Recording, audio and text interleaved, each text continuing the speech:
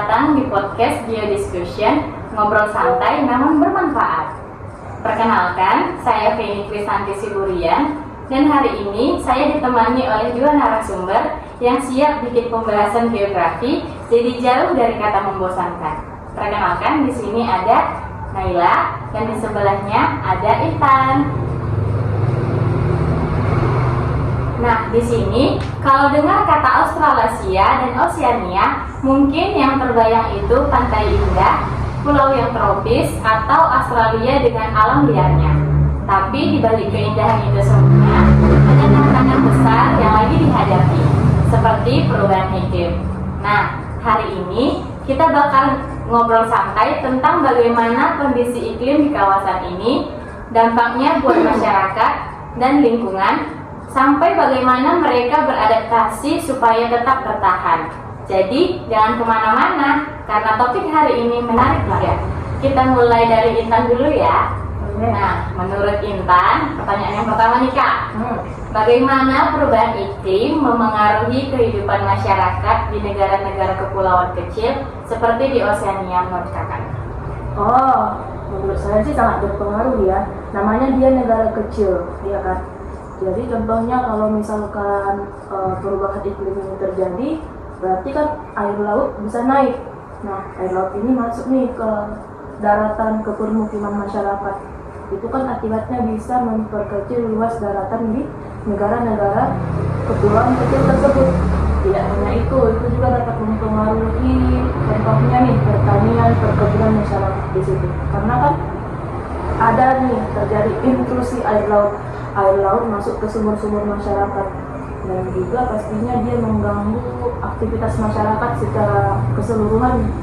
Mungkin ya, pasti dampaknya sangat-sangat luar biasa lah kepada penduduk di negara-negara kepulauan kecil itu. Seperti itu berarti ya.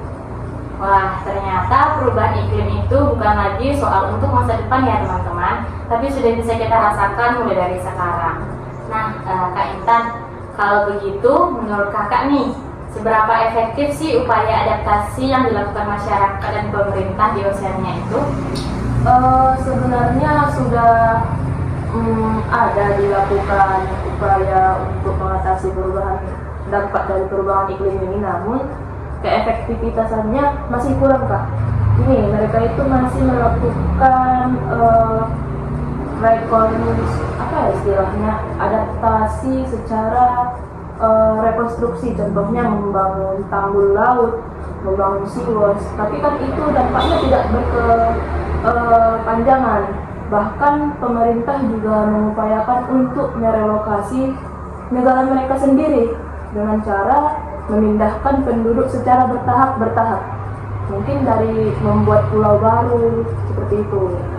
Bahkan itu nih negara ini berarti dia hampir tenggelam karena kan upaya mereka dalam mengatasi perubahan iklim itu tidak berhasil. Wah, menarik banget ya jawaban dari Kak Intan. Jadi adaptasi itu bukan sekedar cara untuk bertahan, tetapi juga untuk menyiapkan bagaimana untuk masa depan, begitu ya. Nah, satu pertanyaan terakhir nih untuk Kak Intan. Kerjasama internasional itu kan sangat penting dalam menghadapi krisis perubahan iklim di Oceania. Nah, Kakak, kenapa kerjasama internasional itu penting gitu Kak? Oh, penting banget sih kalau dia untuk lingkup negara-negara kecil itu, karena kan mereka sebenarnya masih kekurangan dana, teknologi, dan perlu diadakan kerjasama dengan negara-negara yang sudah mungkin berpengalaman sebelumnya atau memiliki sumber daya yang lebih bagus dibandingkan di tempat si Oceania itu. Jadi perlu. Berarti pesannya jelas ya Kak ya, bahwa perubahan iklim itu bukan hanya masalah di satu negara tersebut, tapi juga menjadi tanggung jawab kita bersama.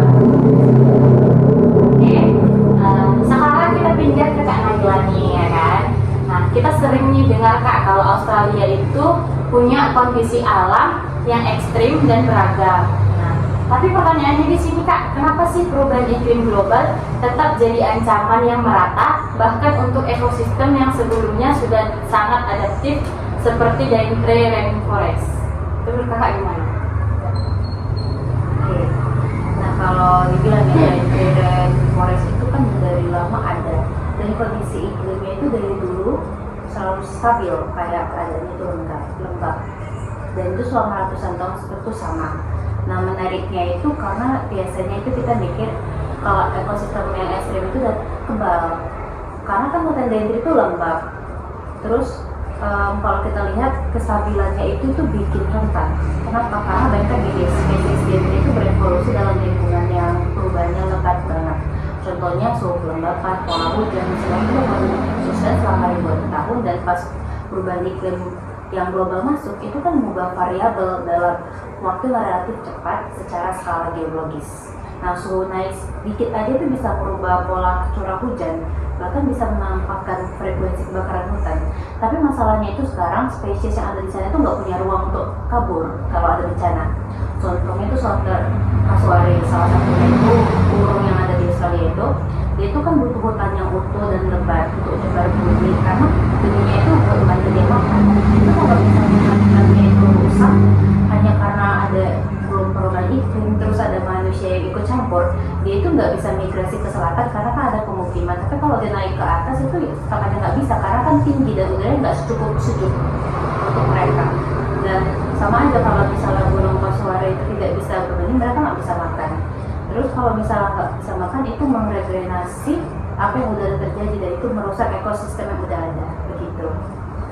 Oke, baik Kak, kan ada istilah nih refugia atau perlindungan iklim mikro. Nah, di sini menurut Kakak, boleh nggak Kakak jelaskan kenapa sih tempat seperti puncak gunung itu tetap juga bisa dibuat sebagai jebakan?